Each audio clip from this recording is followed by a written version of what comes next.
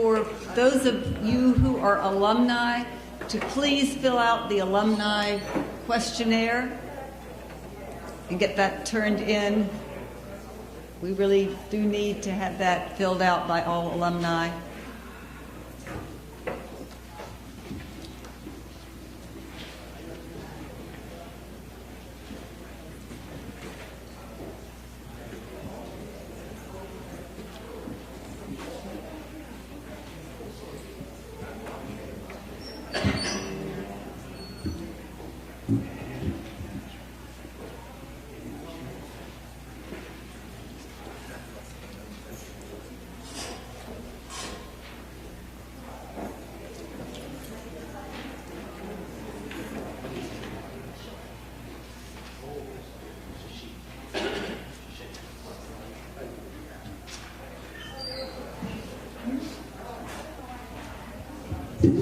Good afternoon.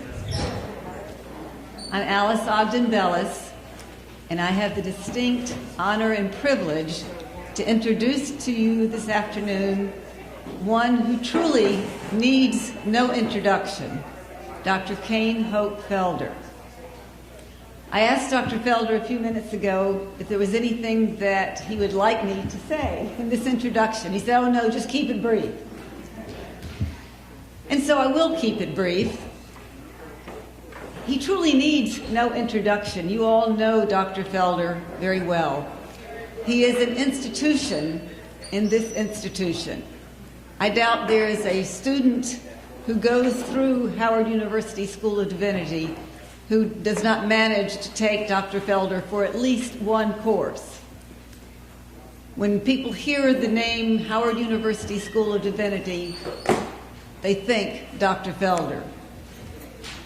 All these books that he has written and edited, I know in my own Old Testament class, every student uses Stony the Road, and I know they use it in many other classes as well. So that book gets used over and over again in many classes, and it's really a part of the curriculum of this school. You can read Dr. Felder's bio. You know it already. The books that he's written, the Biblical Institute for Social Change, his very impressive educational background. I need not rehearse all of that for you again. But what I would like to say is something on a more personal note. When my office changed, when I moved upstairs and got a nicer office, when my rank progressed, as happens over the years at the Divinity School, I found myself in an office directly across from Dr. Felder's office. So for the last probably 15 years, I've been a hallmate with Dr. Felder. And many times, as I've come out of my office and seen the light on in his, and I poked my head in and said hello. And no matter how busy Dr. Felder was, and he's always busy, he's always taken time to say hello and chat,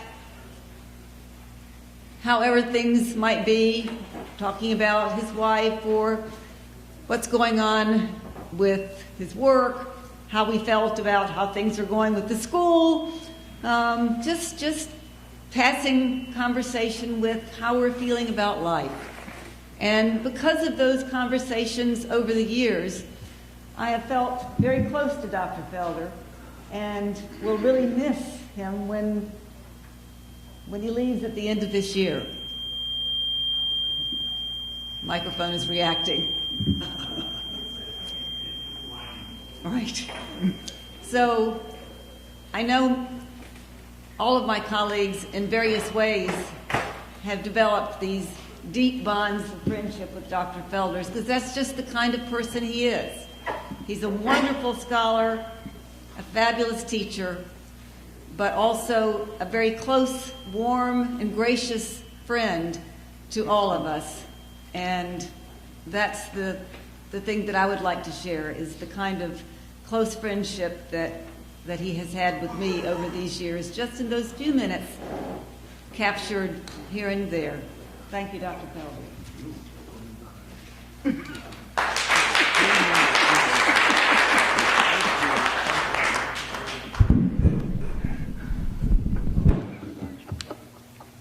Obviously, I want to thank Professor Bellis, Alice Ogden Bellis, who, as he has indicated, for the last several years, we have shared a portion of the corridor. We've done we've had a lot of exchanges.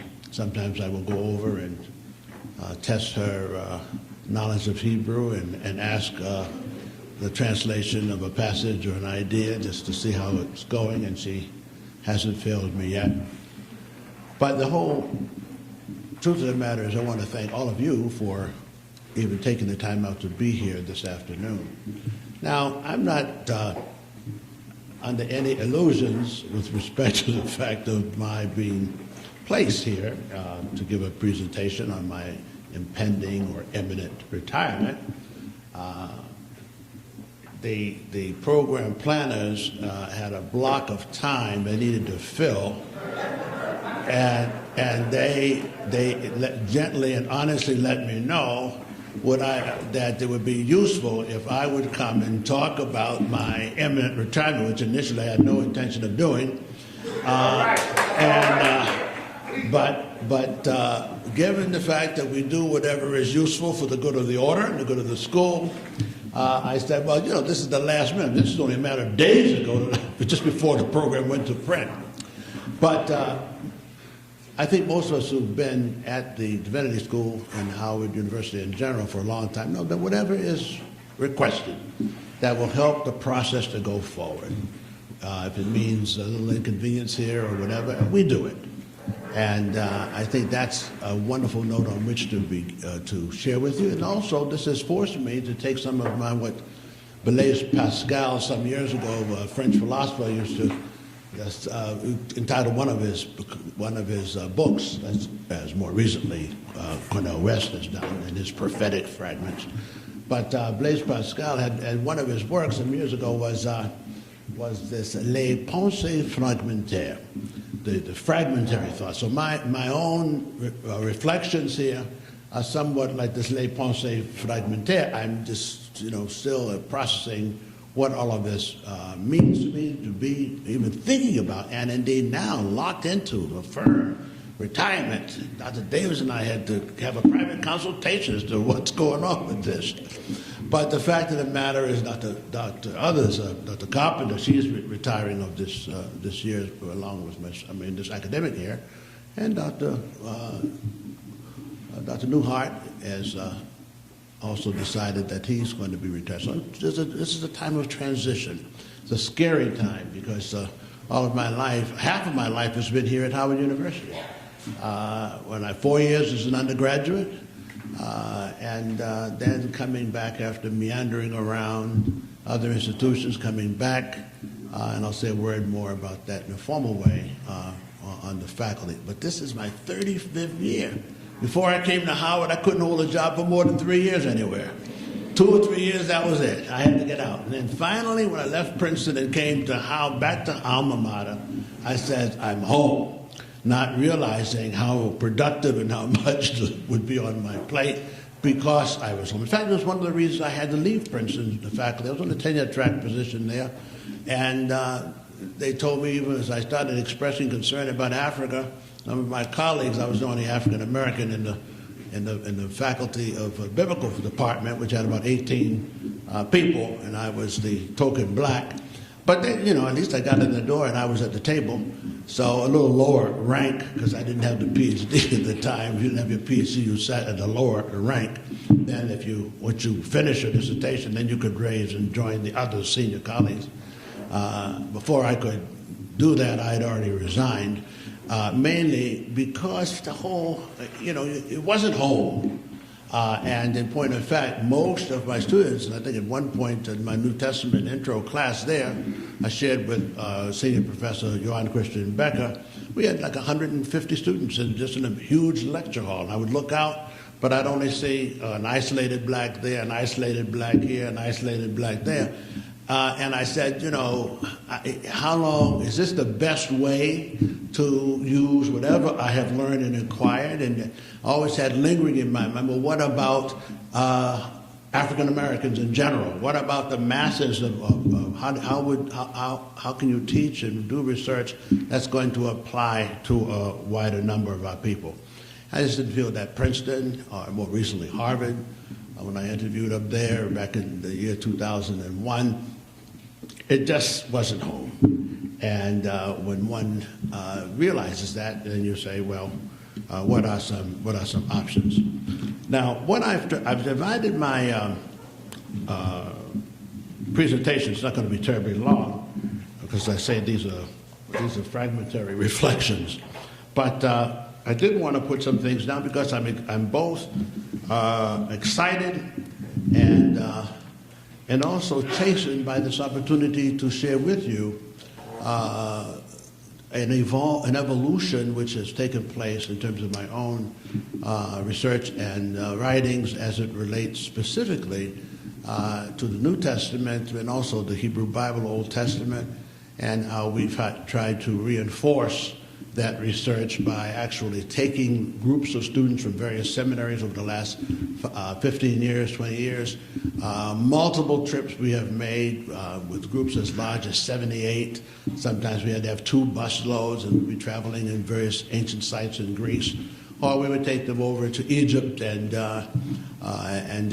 tour the many seemingly endless temples of the ancient Egyptians that have survived.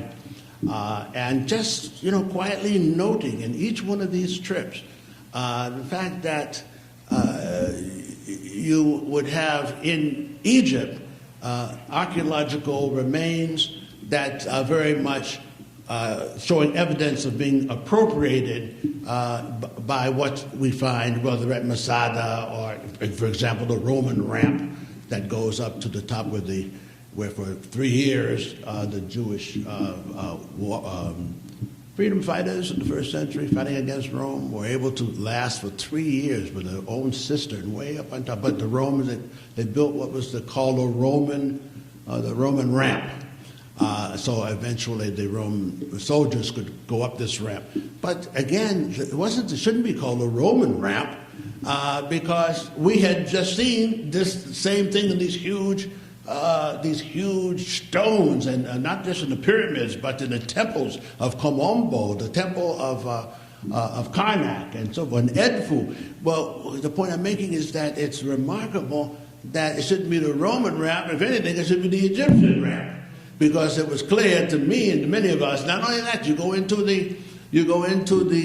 some of these temples that I've noted, and even though we're going in as Christians and as students of the Judeo-Christian tradition, we constantly kept being reminded, as is so poignantly evident in Genesis 15, this notion that you will be a stranger in a foreign land for 400 years, and after that you will come out with great possessions. I mean, in other words, the connection that if indeed, and we believe it's historically accurate, that the ancient Hebrews were in Africa. Egypt is in Africa, as I keep reminding people. It's not part of southern Greece. It's not part of... Egypt is and has always been in Africa. There's never been a time when Lord allowed Egypt to take a vacation from Africa, and in fact, the vacations of the ancient, deities on Mount Olympus would when they wanted a vacation, they would go where? To Ethiopia, to Africa, that way, not the way coming back. Well, it's wonderful that in the context of being a professor here at Howard, we've had great flexibility to be able to not only travel personally, but to be able to bring some students along the way. In fact, one of the highlights has been on these, what we call preaching competitions on the Sea of Galilee, where we would have the students from ITC who were there, or students from Virginia Union. They would be assigned a text, and then they would have to get up and then preach it, a short sermon about, sometimes we would do a tag team, and we would say, okay, you're finished, or the next person resumed from that point, continue to preach right there. And And they would go, and afterward they really started taking this thing fairly, very seriously, and it became entertaining as well as very informative. And of course, at every such competition, the Howard students always won. Amen. I was a little biased as a judge, so it was not an equal playing field. But okay, let me stay a minute. Thanks, so therefore, to all of you who are here this afternoon. And thanks to the 99th Howard University Divinity School Convocation Committee for offering me this opportunity to reflect in this first preliminary informal way about my career, my sojourn here at Howard University, where I have spent over half of my life.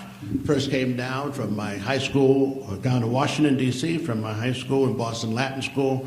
And Joseph Kennedy, President Kennedy's father, had gone to the Boston Latin School. I was part of a band at Winston, and that's when I first came on Howard's campus. My father in the ministry and his wife had been students here at Howard, and I had never had an African-American teacher in my whole life until I came to Howard. And they made it clear to me that, look, you have been classical background, you're at the Latin school, 6 years in Latin, 4 years of French, 3 years of German, all of that you're fine, and that's really nice, but you need to be blackened a little bit. I think, even now, may they rest in peace, maybe they think I've been blackened a little bit too much. But the fact of the matter is,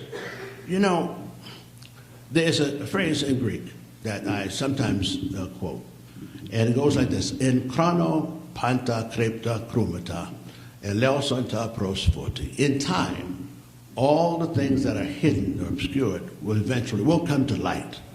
And I can never share fully the sense of being at Princeton Theological Seminary for 3 years, where magnificent library, Spear Library, one of the best, rivals, even surpasses Harvard's theological collection. It's tremendous. Princeton, by now I'm sure, has an endowment of over $1 billion.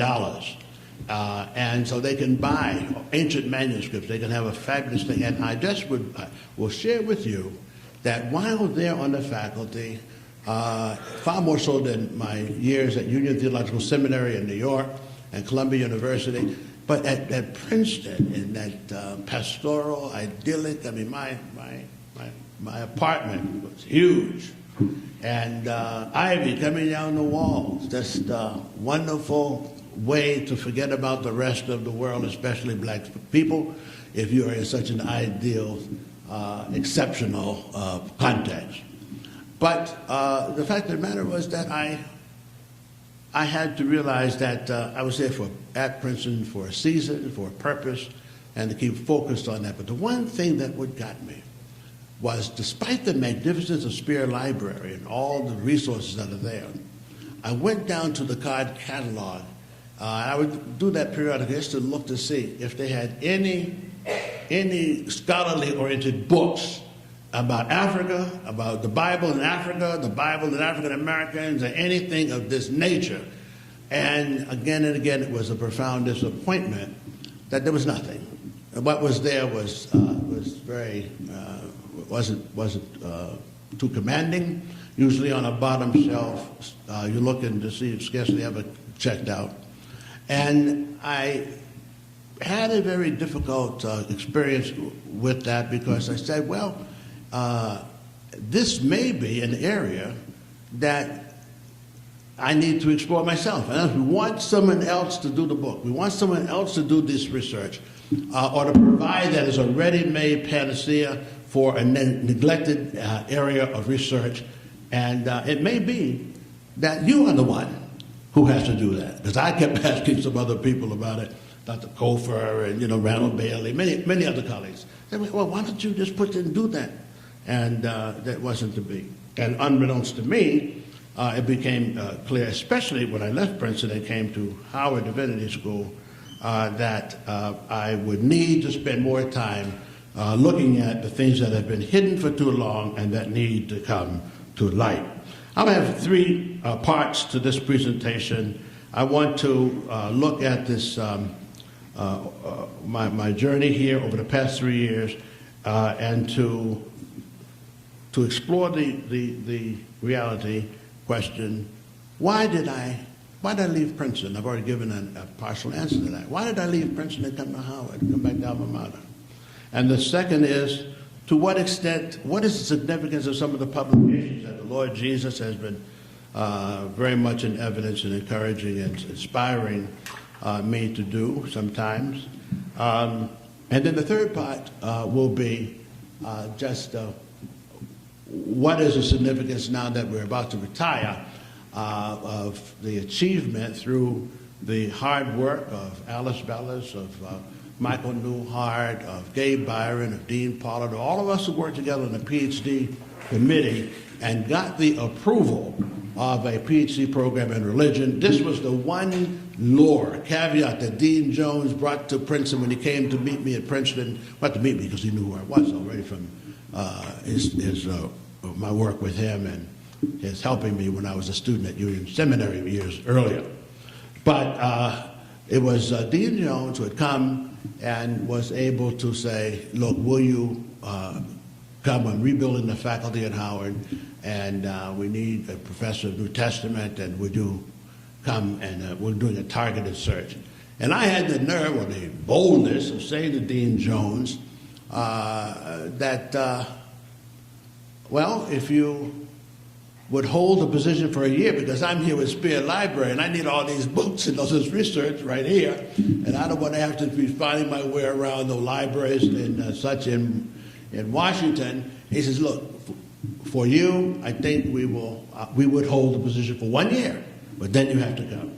So I had a year to focus on my dissertation at Columbia University in the Epistle of James and Jewish Christianity, and work very intensely, at least to have a first draft of that dissertation completed in that year that Dean Jones had granted me. And then after the end of that year, I was very happy to come. The first thing, a couple of students in the hallway, when there was only one professor of New Testament when I got here. I mean, and that was going to be it. But now we have 4 people on our faculty who have PhDs in New Testament. I mean, just the what a difference in terms of the ability of us to, and then 2, that's separate from the 2 colleagues we have in Dr. Ahn and Dr. Bellis in the Hebrew Bible. So we are now, over these last 3 decades, an institution that is now able more easily to take its place with senior colleagues and others in our sister institutions.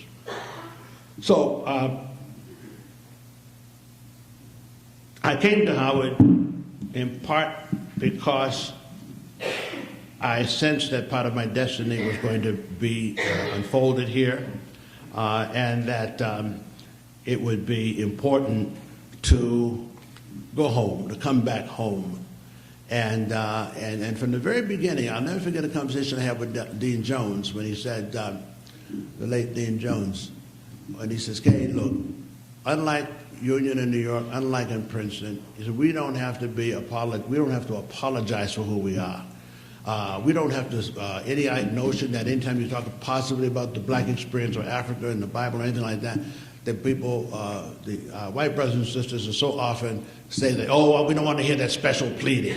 We don't want to hear the race card. We don't want to hear talking about social up to. So all of that kind of thing is accumulated over there. Here, you don't have to worry about that. Whatever you want to write, you will have the same privilege that the white scholars have. And anything they want to write on, they have the ability, they control all the institutions, and so therefore they can write on it, and they can even re-mythologize any other people that they want. That's the power that they have. He said, but here, you can do, as long as you can argue and provide the documentation and engage in serious scholarship, then you determine the agenda. What a liberating thought it was. And it's very much like my first my draft of Trouble in Biblical Waters first came out. I mean, it was first developed in, say, 1980, it was published in 89, but in 87, with James Cone and Gerard Wilmore, the 2 of them working with me, they called me up to New York when I thought I was finished and had gotten it approved by Orbis Books in New York. They have that done in the second book in the series that James had arranged, a series of 6 books approved by Orbis for publication. His For My People was the first published work, and then Trouble in Biblical Waters was the second. And I thought that I was finished with the manuscript, and Professors Cohen and Gary Roma called me up to New York, and they said, pleased to share this with you. They said, Cain, we got some concerns about your manuscript. And I said, oh yeah, what is it? They said, you know, you ask too many, you quote too many to give credence to your argument. You are so tentative in making certain conclusions, and you're quoting the very white people that you have taught you so much. Why do you overkill with all documentations from the white people? And I said, well, that's part of what, they are the authorities in a way. They said, no. You're trying to trouble the waters. You're not trying to do the backstroke in the water. They said, we need to know what you think. She said, consider the students at Howard. How many black students do you have in your largest class at Howard? I said, well, 95%. They say, don't you think they would want to know what you think for a change? Not that, they can always go find out what the other people think. But now you have a PhD. Now you have a contract, and I am the editor of the series. Anything that I provide has to be accepted. So we want to know what you think. I said, well, I just was speechless. I had never had that kind of affirmation that I, as a black person, was free to express my doubts about this person or that person. And Bultmann wasn't the last word, and Caseman and all of these, and C.K. Barrett and all of the British scholars that had been rammed into my head. I was an adult now in scholarship. So when I was going through this, I just said, my goodness, what a liberating thing it was. I had no knowledge of Trod in Biblical Waters now in its 25th printing. My colleagues at Princeton told me, they said, well, don't get too happy about Trod in Biblical Waters, and I know you finished that little manuscript that says it'll be on the used bookshelf next year for 50 cents. I said, why would you say that? Oh, man. So even though I wasn't there at Princeton anymore, they still were taking these pot shots at me. Well, I'll tell you one thing. How many years later? 89, 99, 99. Over 20 years later, and Orbis is still raising the price on the book. So the wonderful part of this is that it could, whatever merits are there, it's kind of a blueprint. And I say this in the introduction of Trouble in Biblical Waters, that I'm not trying to write a definitive word. I even to say some of the things that I've said was bold, because one has to be very, very careful of all of the investment, cultural, racial investment of all of these scholars in the Guild. And you would dare to make some of the claims that you're making here about the Afro-Asiatic, Hebrew being an Afro-Asiatic language and all of that, that there's going to be a lot of heat as a result. So be careful about it. But I'm happy to report that by coming to Howard, that all of us who teach Old New Testament and the other disciplines as well, theology, it's a wonderful thing when we have students who come through Howard and want to go on and do their own PhDs at Harvard, at Yale, at Princeton, at Duke, at Vanderbilt, and we have had that. We have seen, and I don't know how many, but I'm sure my colleagues we could think, 18, 20, in terms of those who've just gone on and do PhDs in Bible, Hebrew Bible, Old Testament. And as a result, now you go to the Society of Biblical Literature now, and years ago, you'd have to look far and wide for a black person to be there. But now young Bible scholars who not just come from Howard, but A significant number of our graduates at Howard Divinity School, male and female, have gone on, and they are now in the Guild. They are now writing. And I'll tell you, one of the most recent publications of True to Our Native Land, it's with pride that we can open that up and see some of our students who were part of that, just as with some of the other Bibles that Dr. Bellis, and Dr. Newhart, women, men who have been Bible scholars and now writing books. Mitzi Smith, Rodney Sadler, Madeline Sadler, PhDs in Hebrew Bible. So in other words, I don't take singular credit. By no means. What I'm saying is that this institution has given us as a faculty the kind of wherewithal that we can hopefully inspire students to want to do more in the biblical field and bring some of the hidden things to light.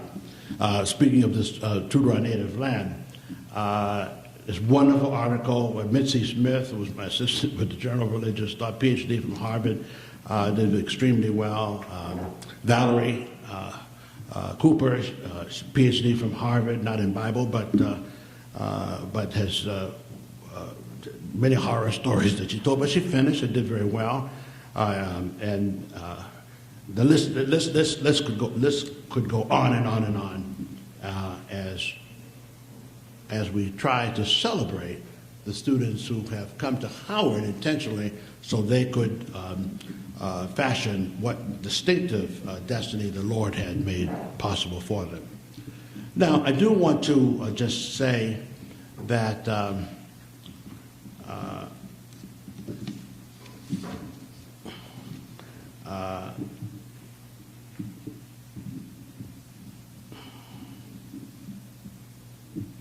want to go back to the Spear Library. This is such an impact on me.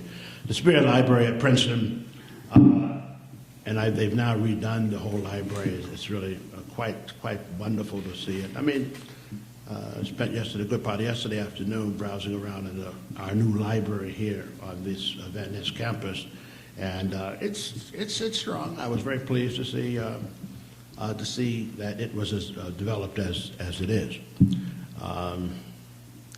But I wanted to let me just pick up with the manuscript. With the question of why did I leave Princeton? I wanted Princeton. Because I was in a tenure-track position. I was very comfortable. But I knew that it was time to leave. And I, therefore, surprising to some people there, they decided that it wasn't enough for me to be an exceptional token and a new Negro in that context. And so I sought two remedies for my pain and my discomfort at Princeton. I'll share this. I proposed a course on Africa and Arabia and biblical antiquity. Boy, did that raise a lot of eyebrows around the table.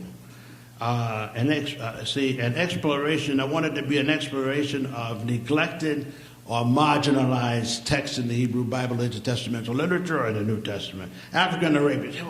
And there was a visiting scholar from the Sorbonne, the University of Paris, who was present, and I said, well, that's interesting. Right? That's very novel. What do you have in mind with that? I said, it's pretty clear. Any references oblique or direct to Africa or Arabia in the Hebrew in the Bible, I want to have a course, where we explore that. I mean, why? It doesn't require a vote of the whole faculty, does it? And yet I found that I was told by the chairman of the department, if you want to do that course, I was aghast, that you have to bring to the next faculty meeting all of the specific passages that you have in mind. We want to see a tentative outline of your syllabus. And I looked, I said, well, you have not ever asked anybody else to have to do that. I said, yes, but this we're not, we don't know what you're going to do with that class. I said, well, why don't you let me have the class and then I'll tell you what I've done with it. The shock was, when the first day of class, I had about 18 to 20 students there who showed up, a lot of them, but I noticed the one unusual thing, every single one of the students in there was from either the Caribbean or Africa or African American. Not one white student was in the room. And I said, how could this be at Princeton that we would have a segregated class like this? Is ridiculous. Because a lot of white students on campus told me they were going to take the class. What I found that I had to do was to go out and inquire of the white students who told me they were going to take the class. And they says, oh, what do you mean, Professor Felder? Your colleagues told us that was just for the blacks. That we were not able to should go. I said, what? And they started naming specific individuals who had dissuaded the students from taking that exploit, that I didn't know what I was doing, that it was inappropriate, that they only allowed it marginally, but by no means that they need to take it. And not one of them took it. You know, and it was at that point that I thought something was terribly amiss in terms of the so-called universality of Christianity. Something was very painful to recognize how so many of the dominant culture see no problems in using their own social constructs of whiteness to be legitimate filters through which they would read the scriptures and see only themselves and no one else.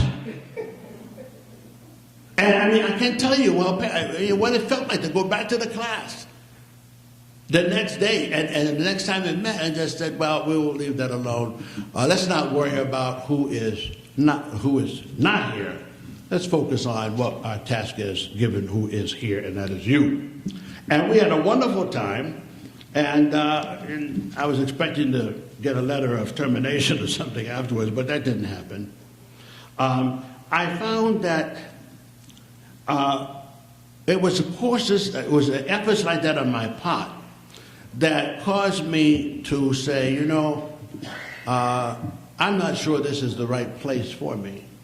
And so when Dean Jones had come to there looking to fill this position in the New Testament here at Howard, and would hold the position for me, I was able to go. Now, quickly, I will tell you that I chose in 1982 to become the editor.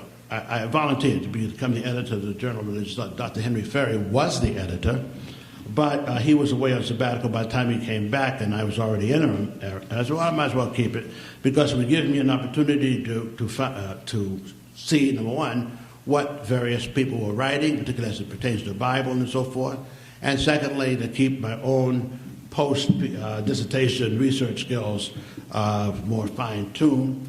And so I was very pleased to take on the editor of the journal. And so it's 1982. This is my last year. It's great. It's over. I probably stayed too long. I didn't know when to take the exit lane that was referenced last night at the. But you know, I had a eureka experience very suddenly a few years, about 1987 it was, when I said, I'm writing, helping, it was provoked by Vincent Harding's book, There Is a River, and I knew Vince very well, and he asked me if I would help him get it published. I mean, not get it published, but help promote it and so forth, as I've been doing with a lot of James Cole's book, Gay Rod's book, other books, and Dr. Jacqueline Grant and her work. He said, well, but the eureka moment came when I realized that it was time for me to stop putting all my energies in helping other people get published when I needed to have a book myself to publish, that would be published.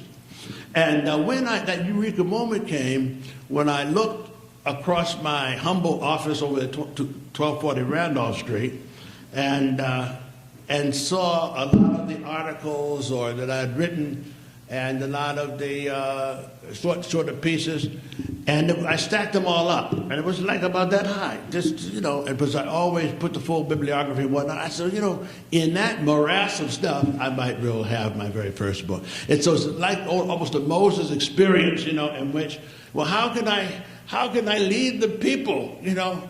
And then the voice from the Lord, Yahweh, comes and says, well, it's in your hands. In other words, that which you think you are struggling to do is basically right there in front of you. You just haven't molded it or looked at it in that way. So I gathered up most of that stuff, called up my friend James Cohn, and said, Jim, what do you think? He says, well, send it up here. And I'll look at it. I'll tell you what you get. So he read it, shared it with Gayrod and others, and he said, not only do you have 8 books, you have about 3 books here. So, and they were very helpful in kind of shaping the one book. And it was followed by Stony the Road and all of this. Now, I want to just close here by saying that that's a Louis Farrakhan trick to say you're closing and you're going for another hour. The dedicated work of I want to just say, for these 3 decades plus to have evolved here at the School of Divinity, where we are on the threshold of launching a PhD program in the field of religion with 3 foci. There'd be a concentration in ancient sacred texts, particularly focusing on the Hebrew Bible, the New Testament, but also the Quran and so forth, a PhD in that area. Second area is African American religious studies, which would be theological, historical work that would be all interdisciplinary, using faculty on the main campus. And then thirdly, religion, ethics, and public policy is the third one.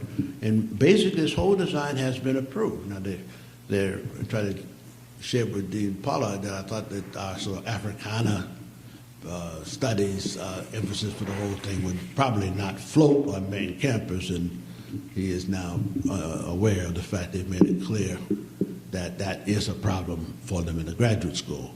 But and I understand that. I mean, Howard still has a certain dis-ease with giving the appearance that somehow we are ghettoization, or we are so focused only on the black experience that we are marginalized. It's a very funny argument, but that seems to be the way some people feel. So I'm not surprised that they want to make sure that this has universal appeal and that we don't limit the focus to be just African American religious studies and so forth. But a lot of work has gone into developing that major proposal. It's been approved. We just need to start raising the money for it.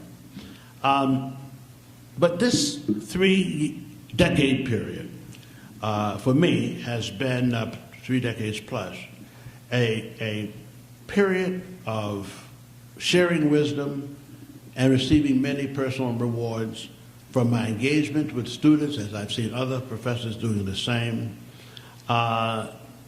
It's been a teaching, learning, symbiotic dynamic that's been evident, and which I've benefited from.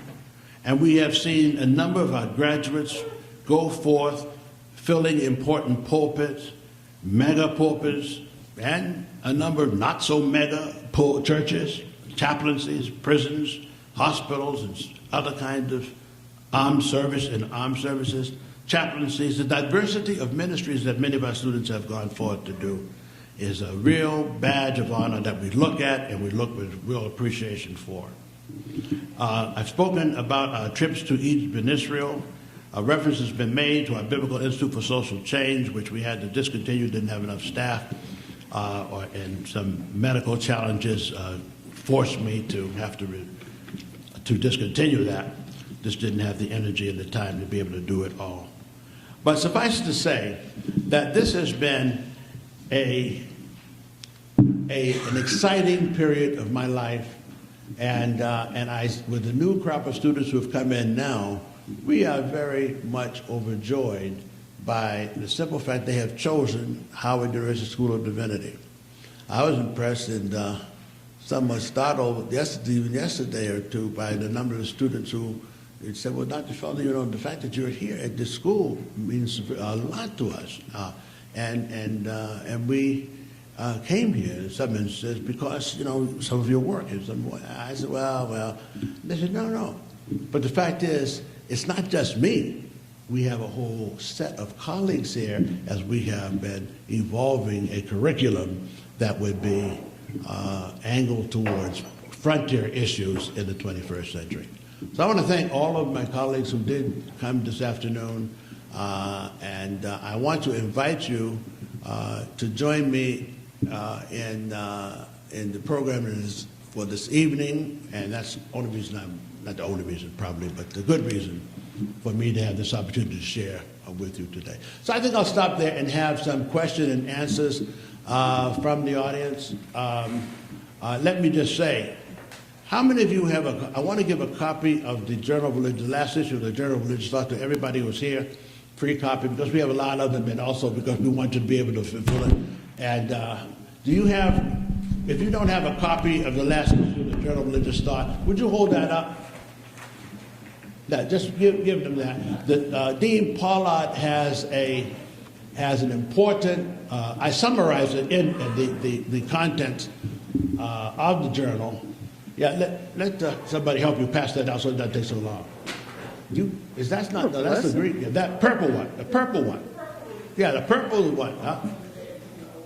Yeah, all right, but yeah, I know, but let's just, everybody, please raise your hand if you want a copy of the journal. Normally this journal was like $8 or $9, but we're just giving it to you for your own. Thanks, darling. No problem. All right. While the books are being passed out, if you have any questions or comments that you would like to make, you are welcome to start to line over at the mic. You may begin to do that at this time. All right, Brother Charles.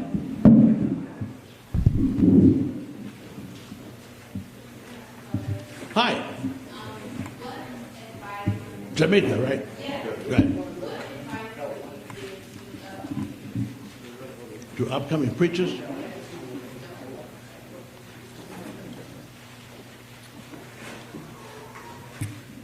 Simply because you may have cultivated a popular style of preaching or an understanding of ministry in which the pulpit is the center.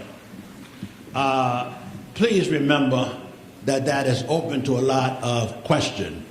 Try to take seriously the learned ministry. Don't dummy down your sermons. Don't just try to be another television personality, and that's the main thing that drives you. Try to take ministry seriously, and also make that ministry relevant to the kind of theological education you've been fortunate enough to experience at places like Howard University School of Divinity. It's a sad thing when you see some people who graduate from school and they say, I'm just the same as I was and preach the same and everything else as when I came, Dr. Felder. I said, well, you wasted a lot of money. If you're just the same and there's no transformation, then you have completely wasted your time and your money. So I would just say that you're here for a purpose. And if you would see that purpose as somehow emboldening you to engage in ministry that's more substantive, that is going to make a difference, a real difference in the lives of transforming hurt and bruised lives of people, all the better. Yes? If you all could make your way to the microphone so that we can hear the questions, we'd appreciate that. Also, please make sure that you fill out all of your evaluation forms. You did receive a second evaluation form if you were here for the first presentation. The second one was for Dr. Felder. So we really love to get your thoughts on that. If you have any questions, please make your way to the microphone. I'll be in the back if you would like to come and get an evaluation. Thank you. Thank you. Another question? Okay, Charles. Yes. I am extremely gratified for your announcement of the PhD programs because I was seriously thinking of having to go somewhere else. And you've expanded it into places that I might be able to stay here, and that very much is blessing me to see that as a possibility because good. This has become such a home to me as well. Good. So I'm grateful. Good. Yeah, you've done some good work, and again, I always go remind people that this is not just going to be because you're at Howard and you apply and that you will be accepted. all of us, because we have to be very sensitive to people who will be evaluating us and what candidates we approve of. And so we would just say, yeah, we welcome when we're ready to distribute the applications. And not we, see, already I'm kind of rehiring myself. But when we come to when we come to that stage, then wonderful. We want some quality students who will, irrespective of race, but to come and be a part of this new role that we're going to be playing as the School of Divinity in the university. Yes. Dr. Felton, Yvonne Felton. Dr. Hi, Felder. yes, Felder, yes, Yes. I remember. Good. MD of 07. Just want to say to you as you're making your exit, what an impact you had on me when I was a student here. And I have referred a few people to come here. And I told them there's no need to go to Howard and not take a class from you, because one of the people was telling me that she was coming, but she didn't know. So I said, well, you can't go to Howard and not take Dr. Felder's class. So what I want to know is... Although several students do that, of course. Well... Sometimes for dubious reasons, you know. But the thing that bothers me about those students is the very ones that don't take my classes and whatnot, that's fine. Then they want to come and ask me for a recommendation. They studiously avoided me the whole time they were here. And then they have the nerve to come and ask me to write her. I said, there's not that much charity on earth. So, Dr. Felder, what are you planning to do on retirement? Will we be seeing you at all anywhere around the area? Will you do any workshops? Well, I'm not whatever? retiring. I had it in my notes to that ending. I'm not retiring to a rocking chair by no means. Okay. My immediate plans, of course, will be to relocate. My wife and I have a lovely home in Mobile, Alabama, where she grew up. She's recuperating now from major surgery. So if ever she's kind of needed my presence, it's now. Mm-hmm. And where they had to amputate part of her right leg. And so it's really, really, very major. But she's got a great faith. It's helped me in my own faith. So it's kind of working out that at this time, those severe challenges like that are never welcome. But she's just been doing very well. Wow. But she has made it clear as well that she anticipates my coming down there. Now, one of the goals that I want to do, whether I'm down there and traveling about, is to have the Biblical Institute for Social Change experience of resurrection. Okay. So that we re-enliven that network. I've got 2 book manuscripts that are in process, one 120 pages with Orbis books. It's long overdue. I want to finish that manuscript on the mercy of God and Lukács material. Mm-hmm. I've got about 120 pages of that with my documentation. So that's one of the first projects, and the other one is kind of like a collection of sermons and whatnot that I've given in talks that is about close to being finished as well. Okay. So my hope there will be more publishing and traveling and so forth. And yeah, I'm glad to hear that. Well, I'll be looking forward to your book. Thank you, Sister Felton. Appreciate it. Yes. I'd like to know if you're going to resume the publication of this journal. The journal is going to transition to the Office of the Academic Dean. Dr. Gabe Byron is going to become the editor, I understand, from the dean. And I'll be working with her this year for this transition. We hope, if the budget will allow, that we can produce a regular version of the journal as it's been published in print form, and then also a digital form, so that then thereafter, when all of our subscribers have been so notified, it will come out in just the digital form, and you go online and you pull it up. We're just trying to work out something. So the journal will continue. We've already got pretty much all the manuscripts we need for the next issue, and I am negotiating with the Gabe Byron and Alton Pollard how is the budget, if it's sufficient. It would be nice to have that transition where it's available in print, but as a final issue, it would also be digital. So we're exploring that, but it's going to continue. How often would it be published? Well, it depends on the budget, but probably it's supposed to come out twice a year, but probably once a year. It'd be an annual, just a budget. Well, these things are very, very expensive, and a lot of the And, you know, if Dean Byron, she can do it and has a support staff to do it, it'll be twice a year. It used to be basically with the semester, fall and winter, you'd have the journal published, but we can't do that anymore. Another question? Okay, in conclusion, let me just say to you, friends, oh, you had a question? Yes, I had to move my car, so I made this question with all that you've deposited to us over the years, what you're going to do now.